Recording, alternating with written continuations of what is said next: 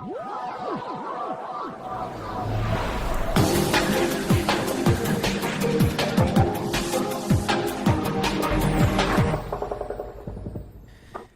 and welcome to episode 24 of Subplot of Course, a podcast discussing new science fiction work on the second Tuesday of every month.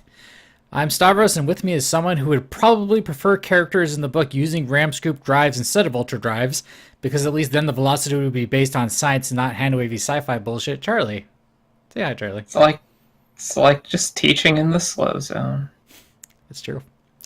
Also with me is Vincent, who dreads the day that we unearth hyper-intelligent diseases from faraway places. Say hi, Vincent. That'd be pretty damn scary if diseases were actually intelligent, because I don't know. Like, it's basically like computer viruses in people. Like, how many Trojan horses would actually be like unlocked inside of you? That'd just be terrible and terrifying. Sounds like a bad time. Vincent's an epidemiologist. And we're also joined by Adrian, who spends most of his time outside cell service range looking at ancient archives and re-emerges once a month to record this podcast. Say hi, Adrian. Yeah.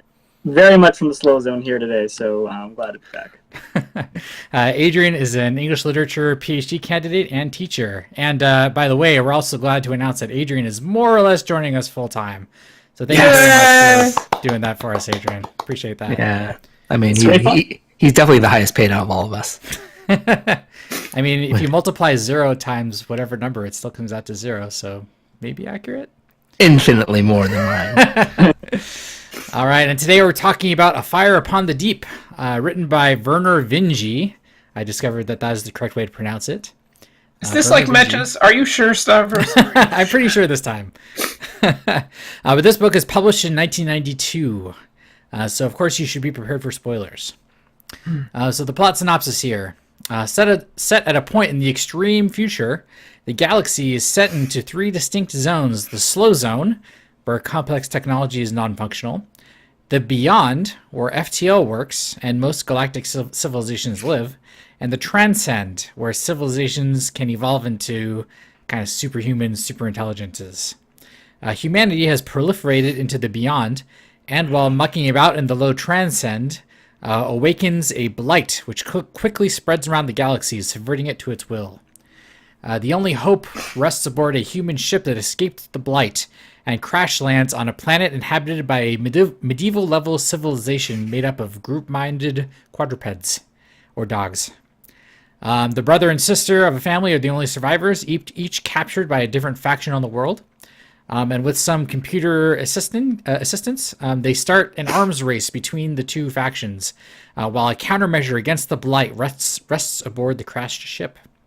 A small band of rescuers from the beyond, including a human and some other aliens, discover the location of the crashed ship and race down to the survivors with the blight hot on their trail.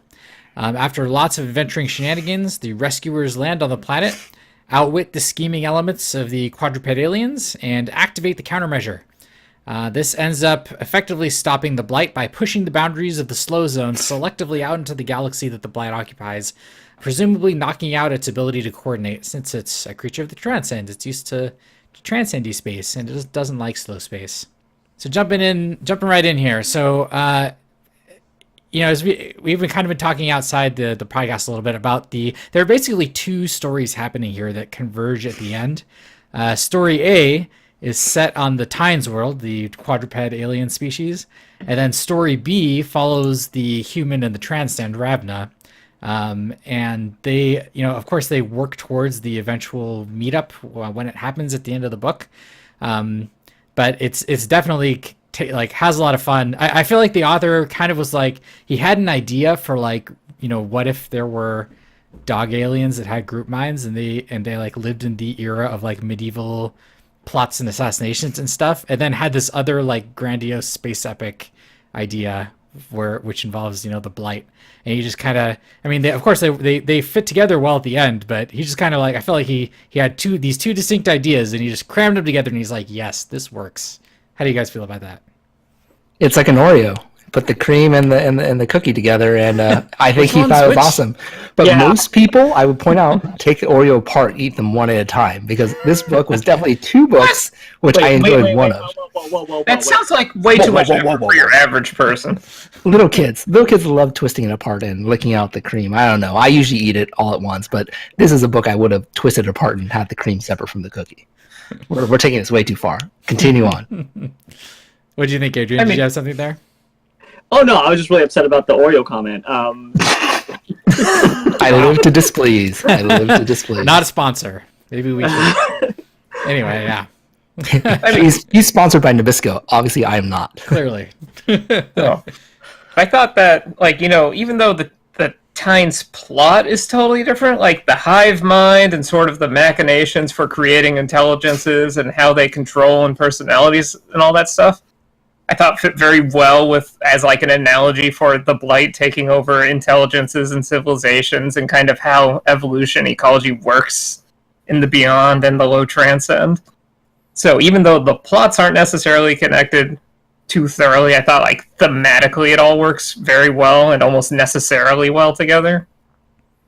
Yeah, I mean, it's a good way to kind of tie a giant book together, right? To have these like very disparate plot elements going. And you're totally right about that, where we have different versions of intercommunication and networking, right, that are occurring in the two different storylines that definitely intermingle in ways that I have trouble pinning down, honestly. Like, it's hard to sort of feel out if there is a kind of underlying like strong theme about communication in this novel.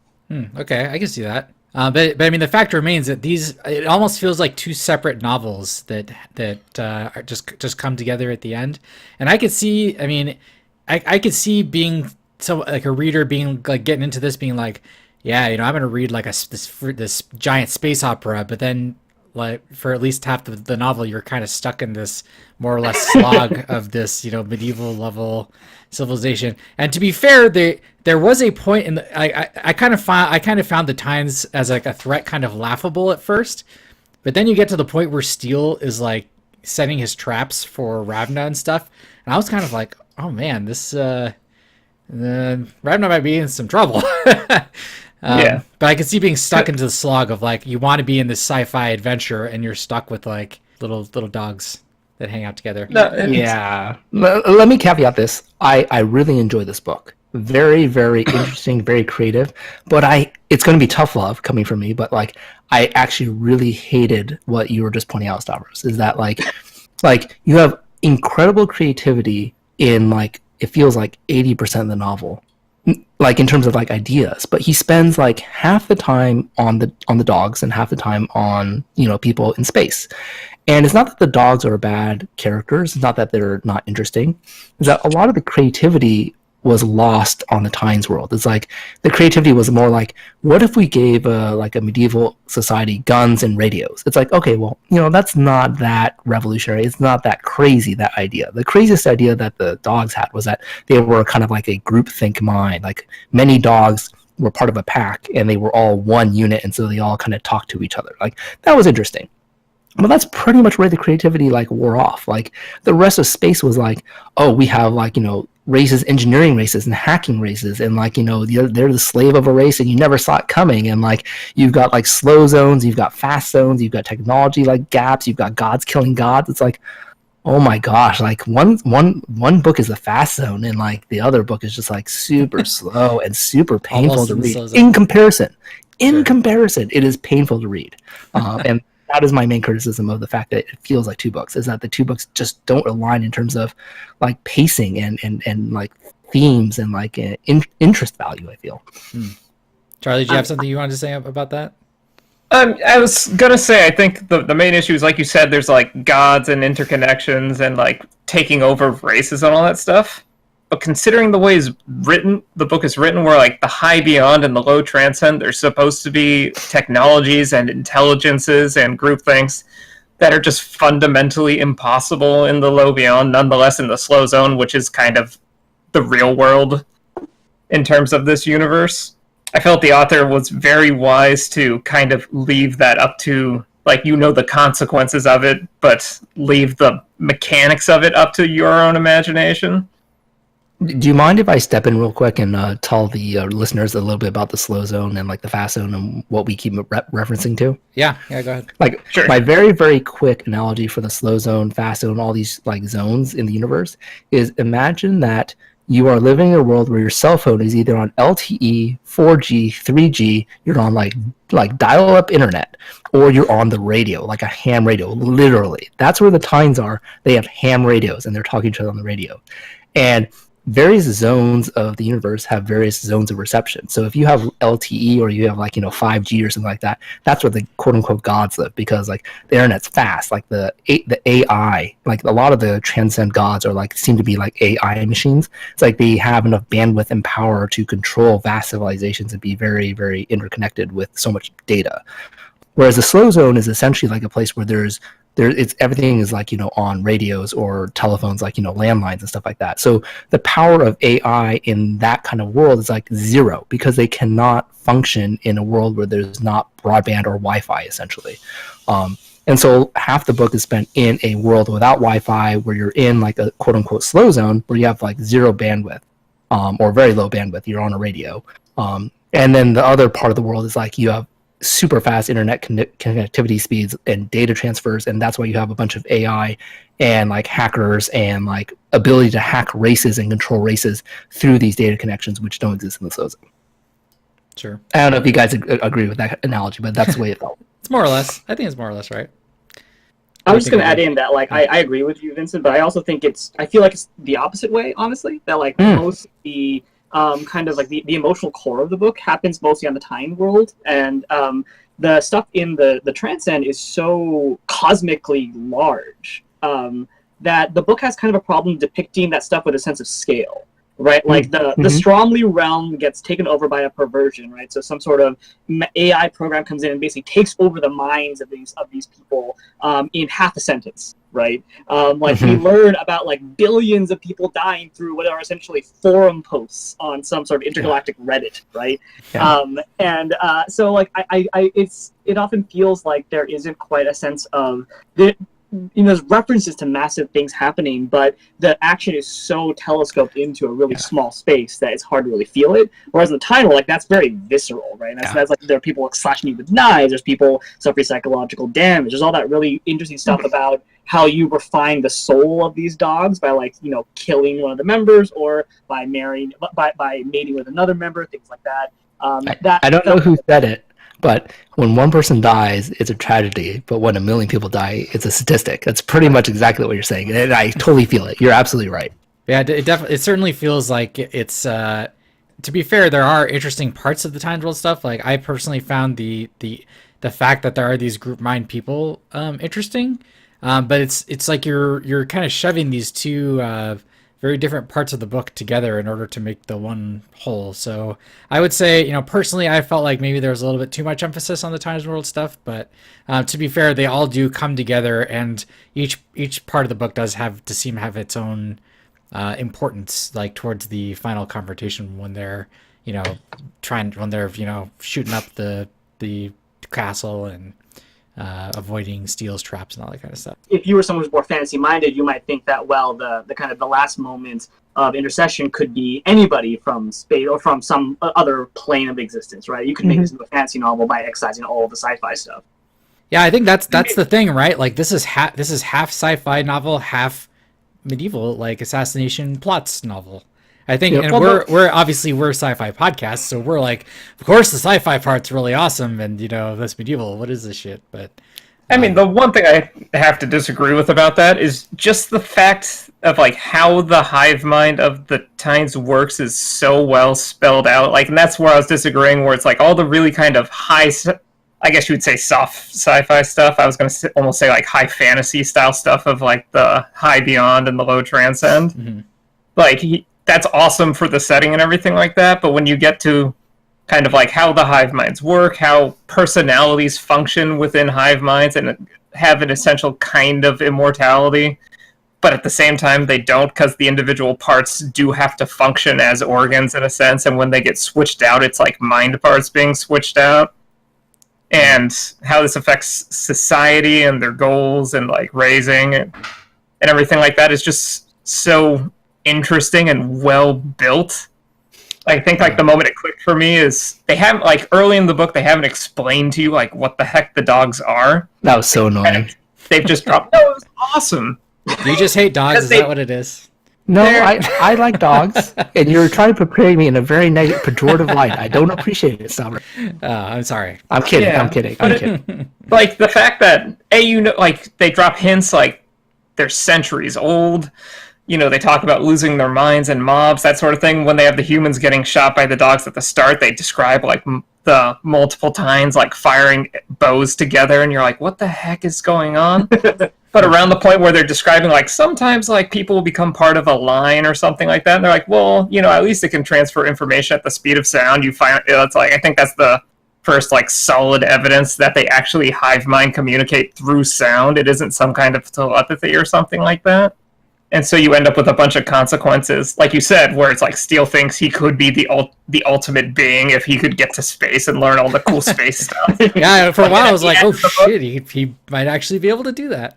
Yeah, but then at the end of the book, they come to the conclusion that unfortunately, because of the sound interfering with each other, like being unable to have the group personalities function physically next to each other, they're severely limited in how fast they can progress civilization-wise. Yeah. It's just like all those consequences. Like, yeah, the story itself is pretty basic on the Times planet, but just everything built around it. Like, I'd say like only the Scroderiders even get like anything at all similar to that in terms of like build up in terms of a big sci-fi universe and justifying creating this type of giant world. Yeah. To me, the Doggy Tines were like a fruit smoothie that you just kept adding a random fruit to every time you took a few sips. It was like by the end you just didn't know what flavor it was. Like it was like you had like Steele, like these calculating like evil dogs, and you're like, oh well, then I kind of mixed in some random ass dogs, and I'm very confused now. Like there's like a soft part to me, like someone mixed a banana in. Like, oh god, like I'm not the hard smoothie I used to be. I taste all before. wrong now. I know exactly. I mean, that's what like, Woodward did, right? To herself by the end. Yeah, that's fair. Like I like when you're paying attention. Turthac was the mixed smoothie. Well, they both do that. Like if you're paying attention to how they work and everything like that, you can predict the like what if we use the radios specifically on our like sound mine things. Like you can predict that could be what's coming up and them creating like ultra beings. Yeah. In like according to their own world and that sort of thing. That happens with a Flenser at the end. The fact is that we have so much more to talk about, so I just have to kind of cut things off there. But yeah, the fact remains that there are these kind of two, and we seem to have mixed feelings about what that means. But yeah, there are definitely these two elements. But anyway, so let's get back to the zone stuff, because that is essentially the meat of the story is at least the space part is Space! Obligatory space. Yes. Is Adrian not familiar with the obligatory? We just ran with space anytime we talk about space. Now he knows. Yeah, now we do. It's the name of the podcast. Anyway, so back to these zones things. So it's this definition of how space works, or how galactic space works. So there's Vincent, you kind of went into it a little bit already, but it's basically based on your positioning roughly from the center of the galaxy. It determines how technologically advanced your society can get and how fast you can go. And of course it affects the plot and all that kind of stuff. But do you guys feel like, was this too much of it's basically unexplained, like even to the point where they get to the end of the book and the countermeasure functions by blasting the slow zone out into the transcend in some places. It's this integral part that affects, the speed of the rescue and what the Blight can do and even the resolution of the book. So was this too hand-wavy for you guys? Because I can totally see it being such, because it's not explained. It's kind of the function of this, a power that's like higher even than the powers that have transcended. Wait, you mean feel? Charlie can't explain this to me? Because I was waiting for the physicist to Charlie, tell me how this is all. I mean, so like the closest thing I could get to, like generally one of the fundamental concepts is like physics happens the same everywhere in like most equivalent reference frames.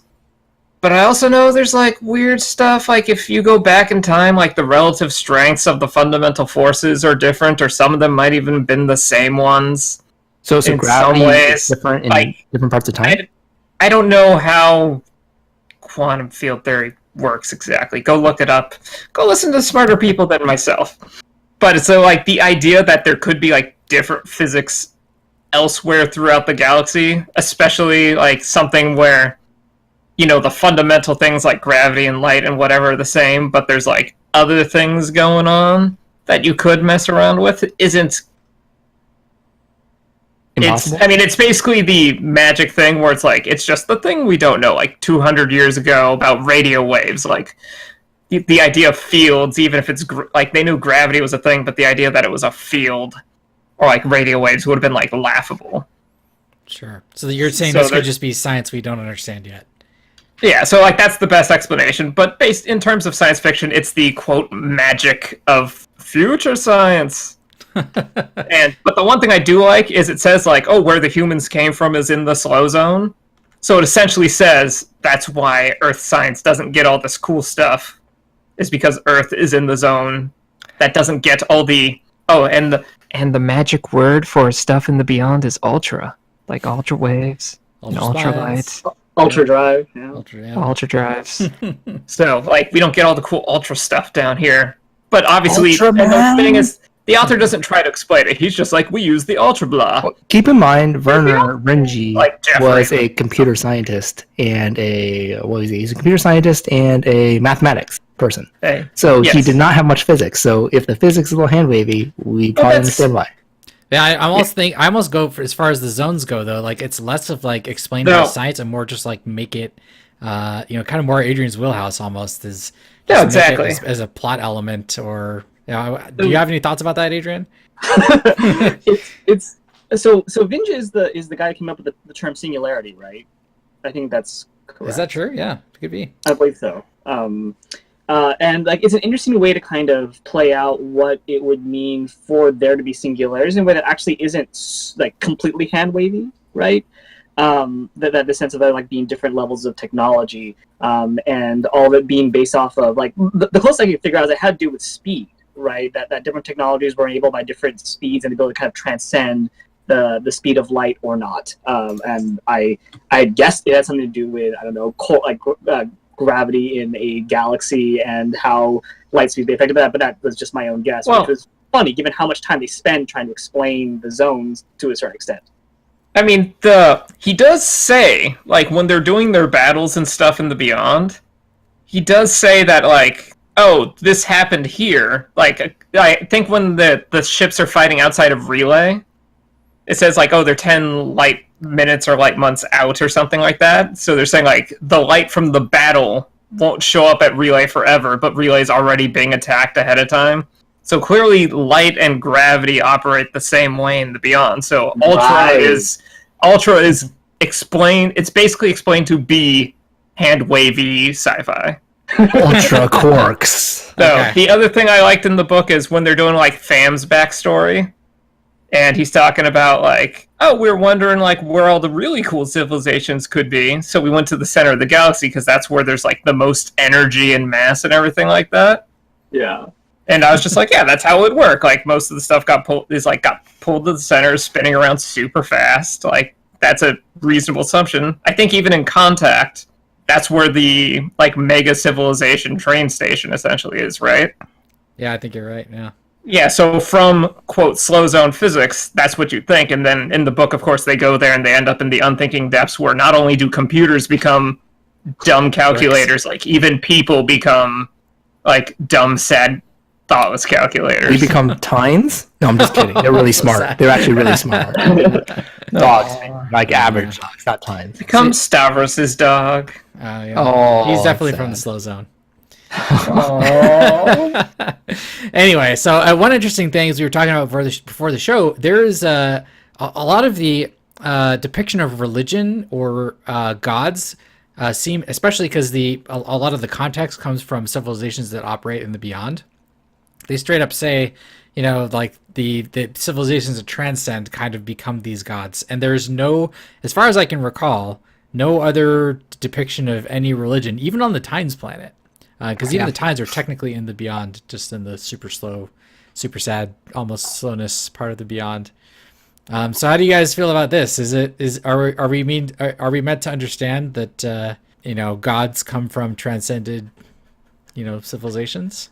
Is that what you're I mean, saying? I guess the corollary from that is that if you live in a world with just ham radios, your gods cannot exist because they can't function. They become stupid. Like, Charlie was saying, the closer you get to the center of the galaxy, the stupider everything gets. Computers get stupid, like humans get stupid. The idea is that gods get stupid too, so gods can't exist when you're basically, and they said Earth was basically in the slow, right? Yep. It's like one of the slow zone kind of planet. So essentially what he's saying is that Jesus, God, Allah, all the Buddhism, Hinduism, any type of religion that existed on Earth was all made up fantasy, and there really were no gods.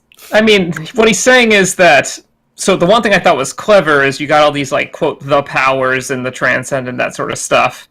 And essentially all of our religion vocabulary got translated into that, so it got kind of repurposed, which I thought was really clever.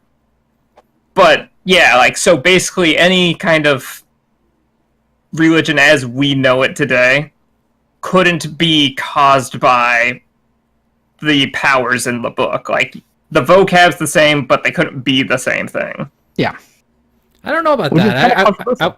I would have to say, like, even because they say, like, the main tools of the Blight specifically, but even powers in, like, the low beyond or the slowness is how do you say, like, propaganda or information manipulation, and that could be translated as how religions operate now. There's no necessarily concrete proof of the gods existing, but you can see that there's influence. Well, the fundamental problem though is that if there are gods in this universe, they don't care at all about people, right? That the powers are largely they're outward looking or they're introspective, right? That once they achieve a certain level of transcendence and a certain level of technological advancement, they just stop caring. That's why they say, powers only exist for like 10 years at maximum before they go off to wherever powers go, right? The old one, as they call it, is 10 years old, and that made him this exceptionally old for a power to still be in communication with other people, right? So there isn't really that kind of motivation to build followers, build believers. That's what made the perversion, the Blight, so strange, right? The Blight was actually interested in taking over sentient beings as opposed to just doing whatever the heck powers do in the transcend. Right. So, Stavros, are you basically saying that the prophets are Scroderiders? It could. All I'm saying is you can't rule it out. Yeah, to explain, the Scroderiders are they're my other favorite thing in the book besides the Tines, is essentially it's a sad, like, just a tree race that's been engineered so that it has slightly more consciousness, and it is hooked up to, like, a computing platform that gives it the ability of short-term memory, and it just drives it around. It's a motorized planter box. A tree and a motorized Well, so hang on. So this is a... But to explain what I was talking about, it turns out the big twist is that they were created by the Blight, and that's how the Blight's spreading into the low beyond, where normally, like, it couldn't function, is it invented the Scrodes to essentially propagate its will, like, down further, more efficiently than it could otherwise. He hacked the trees. All the trees are his. And it took me, like, half the book to realize, I was like, because I was reading on paper, I was like, a Scroderider or something like that, and then it's like, oh, there's the Scrodes and the Scroderiders. I was like, oh, the little platforms they're on are called Scrodes, and they're riding.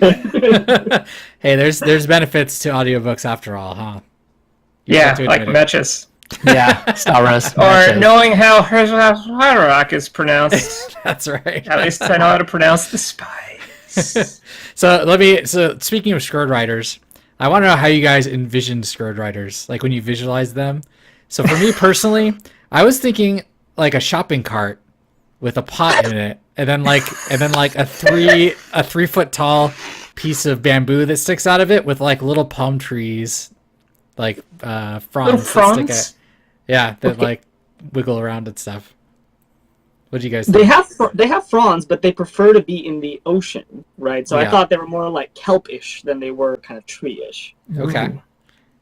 I mean, I basically imagined it's like they're on like a Segway, but only with 3 wheels and no handlebar, so just like the little flat platform.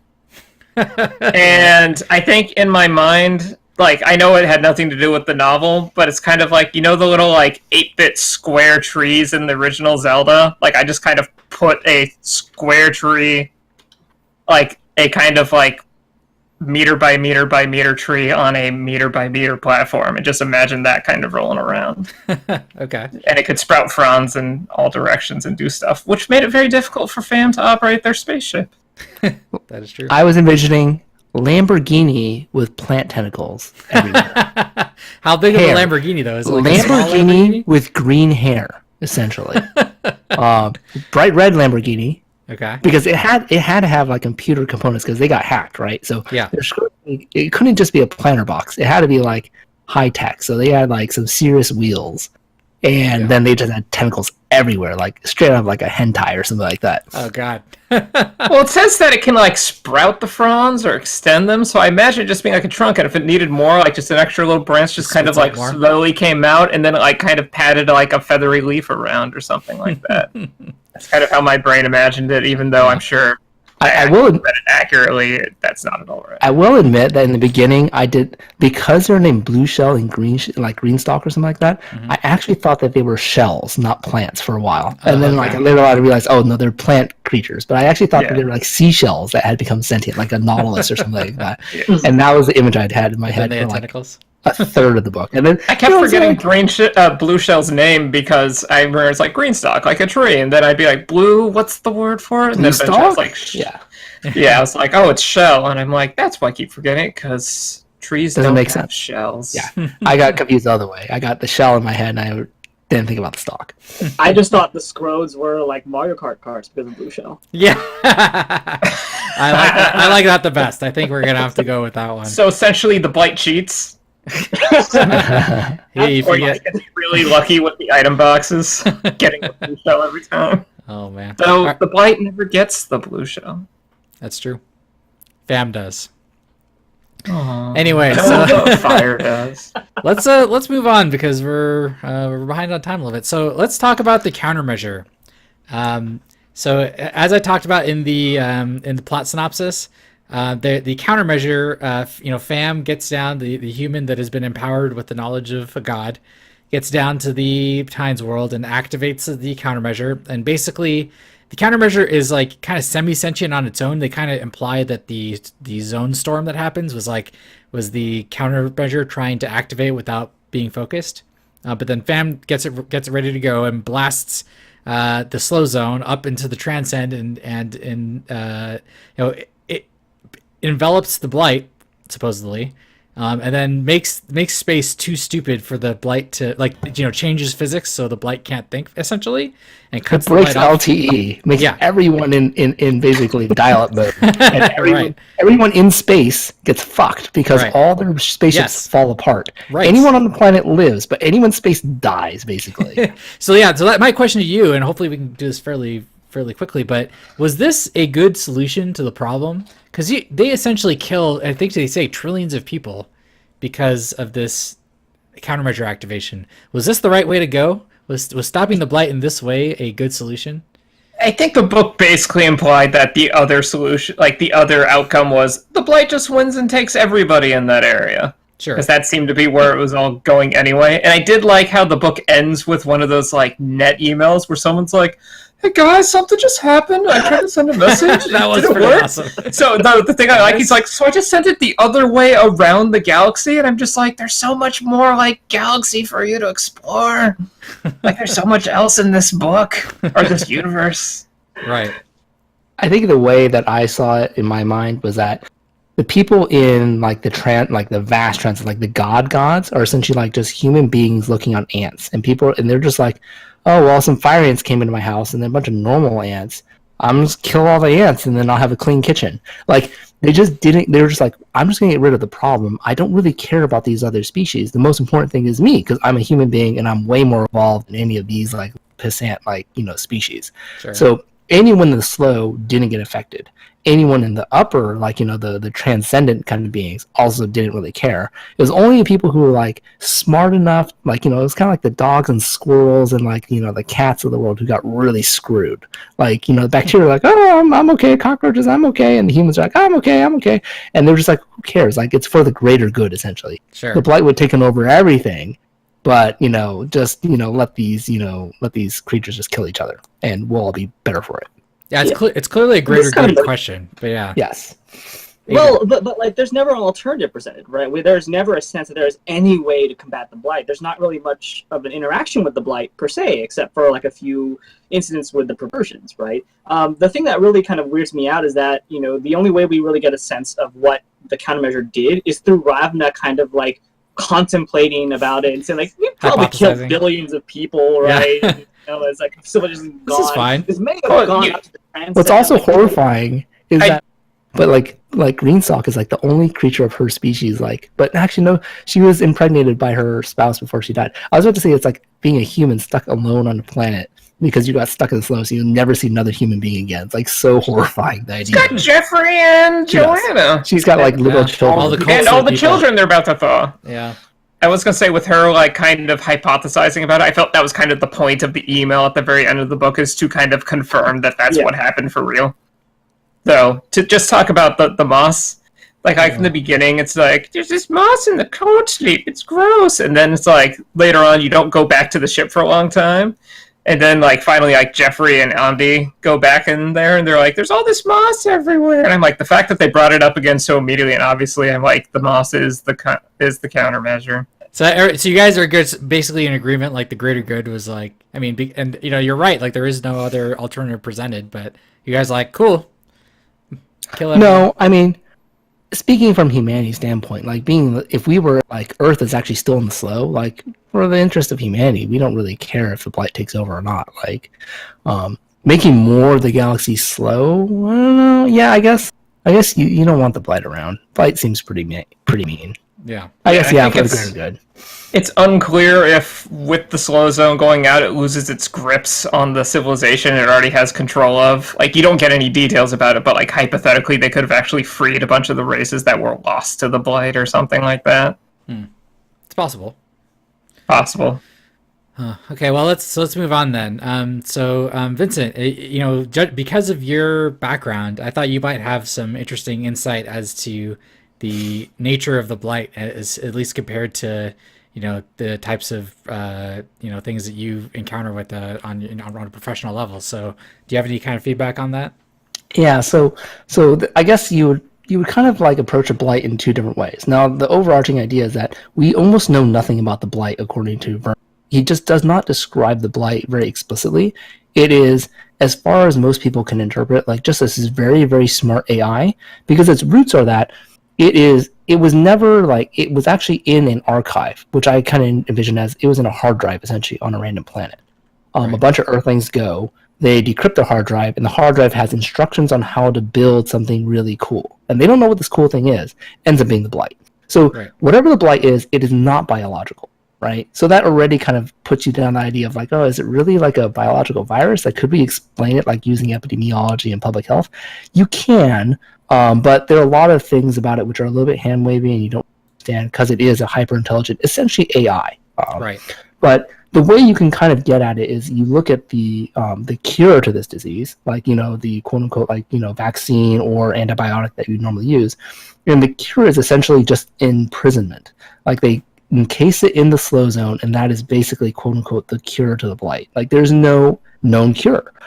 So typically nowadays in modern day and public health situations, you only ever quarantine if one, if it's a very rapidly spreading disease, which the blight is. Two, if you don't really have much of a cure to it, so like things like Ebola, et cetera, you would quarantine because you don't have a good way of treating it. And all of those seem to be actually very, very compatible with the idea of what the blight is. Currently in the United States, the only diseases that we actually quarantine are cholera, diphtheria, infectious tuberculosis, plague, smallpox, yellow fever, Ebola, and other hemorrhagic fevers, SARS, and any type of crazy flu which might cause a pandemic. Any one of those diseases could probably describe the blight because it's super fast spreading.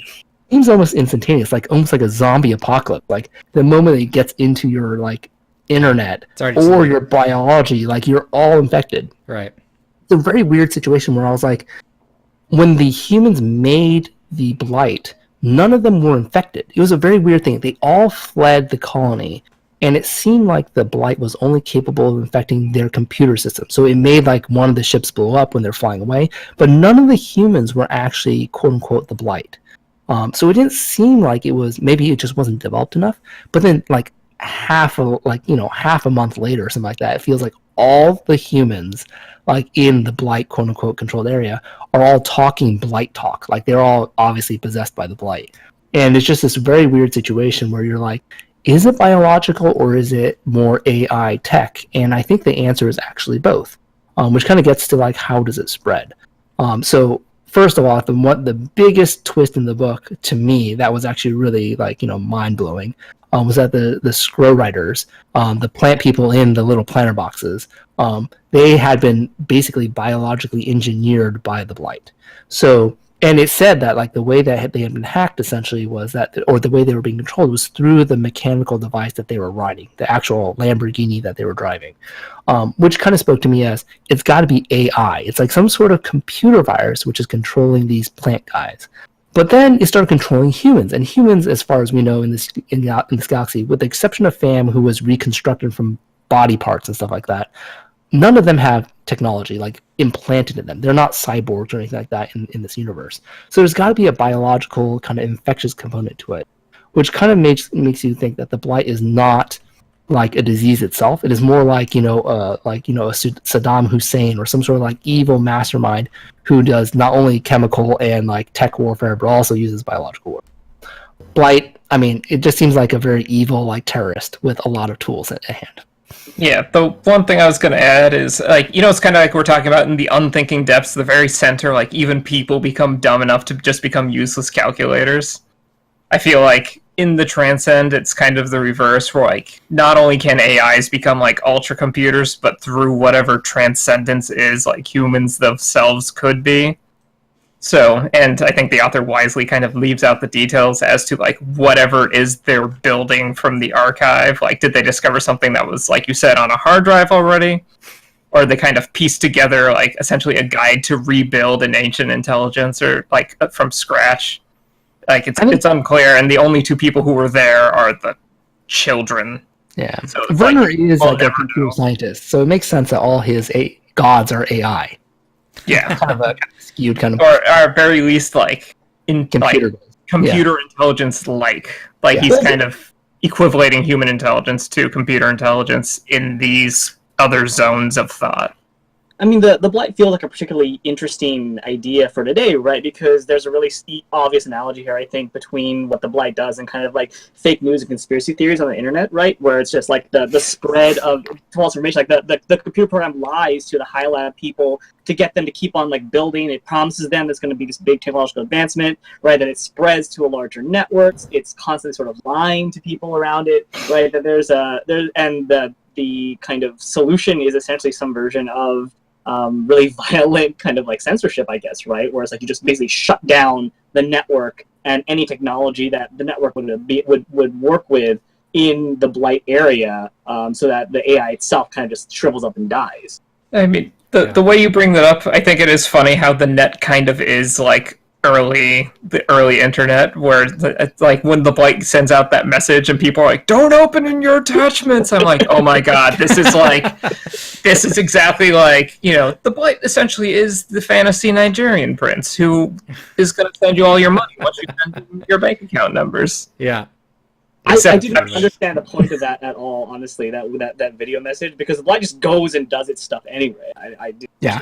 Well, it was able to hack a plane through like its temperature sensors. It's like, oh, you have temperature sensors? I'm gonna hack you through that, and now you're gonna blow up. It's like, what? I think my favorite email sequence was the one where they're just like, it's like, hey, the Blight's being kind of suspicious, and then the next one's the same company. It's like, okay, we got this figured out. Just download this thing I'm sending you, and the next email Mita is like, do not download those attachments. That is the Blight. It's just like, this feels very, very real, just in terms of the internet. Yeah. Also, I love this is written in 1992, and they're just like, oh my god, it is megabytes per second. What? For like super... I'm like, space is big, and things have to go really far, so maybe that could make sense. But it is hilarious where the old one operates an entire person in Pham in, like, kilobytes per second or something like that. Or no, kilobits, which are even smaller than, like, everything's in bits, so it's even smaller than bytes. Downloading that demo took 5 hours! It's like, I can just imagine the AOL, like, dial-up, like... In this Don't fantasy. don't pick up the dial-up. That's how the Blight gets in. You just died the Blight. No. Oh my god. Okay, well, geez, there's just so much to talk. This book was humongous. Yeah, there's like so we didn't many talk things to about fam. I know. We There's didn't so many talk things about, we like, didn't cover. There's so much. Like, Fam, the only Vietnamese hero you will ever get in any sci-fi book we ever read, probably for the next 5 years. And Do my it, favorite fam. part is Good his on you. finalization. His final realization is the old one lets him know that he was really real. That his person, He's a even real though his boy. body wasn't, he was a real boy, just like Pinocchio. Yeah. And then he Jeez. died. Vietnamese Pinocchio. All right. Well, so let's go to the best and worst thing. Our little summary recap to wrap to fill out the episode. So I will go first. The best thing I loved the sense of scale in a lot of this book. I think this is one of the only ones we've done where you can see just things happening on a galactic scale. There's just so much effort spent in world building. Descriptions, like the whole relay, how relay looks, and then the subsequent destruction of relay, which just blew my mind. It was just amazing. I loved it so much. And even the I wasn't as into stuff on the Tynes world. I think that he spent a little bit too much time there. But even like the how he describes the Tynes and stuff like that as the hive mind creatures, super cool. And Dog just- hater. there's so much stuff to like here. I think that, like I said, the only downside I really it's long in general. Like this Vinji is not afraid to be long-winded, let's put it that way. But very, very good. Just a little bit too much time and focus on the Tynes world, but the scale and the technology and everything was just super amazing. I think this might be my favorite this season so far. So let's go to Vincent. What do you think? I strongly agree with a lot of things that you said. I feel like like I said, this is tough love. It's a great book, mainly because, like, I think some of the comments I've seen about this book are absolutely true. Some of the ideas I has in this book would qualify to be full-on sci-fi novels of themselves, and they would all be very accomplished and very interesting. The idea of like races, creating races and turning them, a la like Trader and controlling vast countries and civilizations like on a planetary scale is just amazing. But that is mixed up with a bunch of medieval, like, kind of bullshit. And, I mean, I have nothing wrong with the Tynes planet, but, like, it just doesn't belong in a book of this level of creativity.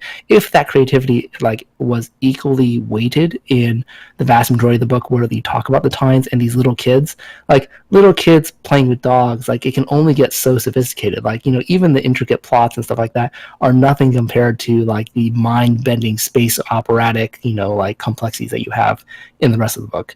So, and the fact that he's so long-winded makes like some of the boring parts extremely boring. So the book is worth reading. I totally give it like an A. It could have been easily an A plus or like the best of the season. That being said, it just had too many torturous parts. And if you do read the book, finish it because it is worth finishing. But at the same time, know that you may feel some of the pain that we have felt in terms of trying to get through some of the slowest parts. Sure. Okay, Charlie? Well, the one thing I disagree is I loved every second of the book, but despite all the time I spent defending it, I do understand why it's like the Tyne stuff just kind of takes you away from sort of the overall galactic scape of things. Like, I'd say probably in terms of world building, the book we've read that's most comparable is Dune. But whereas that book funnels you into Arrakis, that ends up being kind of the centerfold of like the centerpiece of the universe and everything. Kind of like, where Star Wars is this big epic like galactic war, but it kind of funnels you into this like small family, high-powered Jedi fight at the center of it. Like, this is like, I think as Vincent said, it does just kind of funnel you into this medieval society, which I think is really cool, and I enjoyed every second of it. But unless you can kind of be satisfied with it being more of like an analogy relationship and it being kind of more setting for setting's sake and that being really cool, you might find it frustrating. But Yeah. I personally really enjoyed it, but I understand why. Like, I understand how those points could get in the way of other people's enjoyment. Yeah. Okay. All right, Adrian, best thing and least favorite thing. Best thing, as Charlie said earlier, definitely the net comments were probably the best thing. Anytime the text Yes. changed that weird like blocky courier font, I'm like, yes, I need to read this very carefully and really enjoy Yeah. the sort of early versions of Internet Flame Wars. Yeah. Worst thing is, like, as long-winded as this book is, it's also like weirdly flat in a sense. You know, I think that Vincent has an interesting tendency of like what he invests description into is often the local stuff, which makes sense. It's a strategic thing, right? You're using your character perspectives to really sort of depict what you can conceive of. But for something which is taking place such like a cosmic scale, that's it felt very often like I never got a real sense of what that cosmic scale would feel like what it would look like. You know, again, like what it actually would mean for trillions of people to die in a second. What it mean for a whole civilization to be taken over. Besides, you know, like a half sentence which says that they were taken over, right? Sure. Like for all of the bigness of this book, the characters themselves don't seem to really reflect that bigness very well. And since that's the case, it's not really something which I think the readers can easily connect with, right? You have to really put a lot of thought and investment and supplement the book's descriptions of what's happening to really kind of get a sense of what's going on a much, much, much larger stage. Okay. Yeah, interesting. All right. I think that's basically all the time we have, so we're going to wrap things up there. Of course, as usual, if you, the listener, have any feedback or suggestions on books we should read and discuss, you can reach us at subplotofcoursepodcast@gmail.com or on Twitter at subplotpodcast. And for June, we're going to be reading a new novel called Trial of Lightning by Rebecca Rowanhorse. Say goodbye, everybody. Don't worry. In the slow zone, no one could get to us soon enough to fire the relativity bullets to destroy our system.